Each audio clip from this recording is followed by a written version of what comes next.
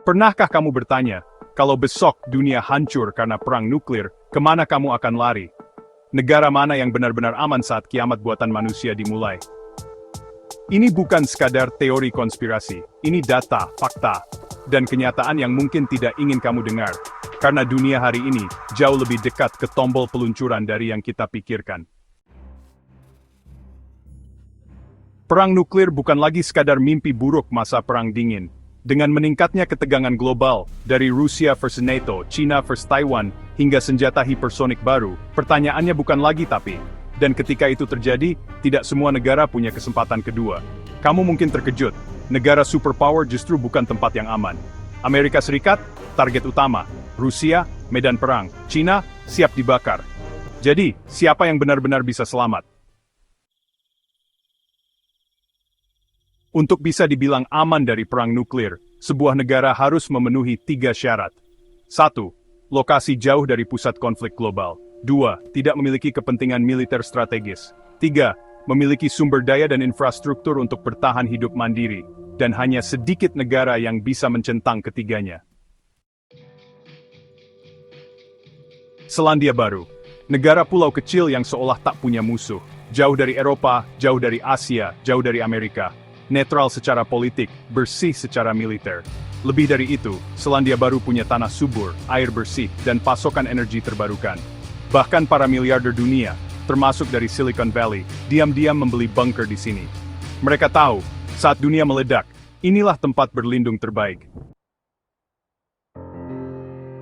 Lanjut ke Islandia, salah satu negara paling damai di dunia, dan bukan anggota NATO secara aktif bersenjata. Tidak punya angkatan bersenjata tetap, tapi punya satu keunggulan besar, lokasi terisolasi di tengah Atlantik Utara. Tidak ada yang mau menyerang Islandia, karena tidak ada yang bisa dimanfaatkan secara strategis. Dan dengan energi panas bumi yang melimpah, mereka bisa bertahan tanpa dunia luar. Mungkin ini mengejutkan, Bhutan, negara kecil di pegunungan Himalaya, hidup damai dengan filosofi kebahagiaan nasional.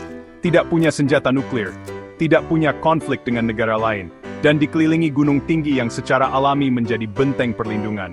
Saking damainya, mereka bahkan membatasi wisatawan demi menjaga ketenangan. Jika dunia terbakar, Bhutan bisa tetap sunyi. Ayo ke Amerika Selatan. Argentina dan Chili bagian selatan sering disebut sebagai zona aman dunia. Kenapa? Karena secara geografis sangat jauh dari potensi perang dunia. Wilayah Patagonianya terpencil, memiliki sumber air bersih, dan sangat jarang penduduk. Beberapa analis survival bahkan menyebutnya sebagai tempat terbaik untuk membangun peradaban baru.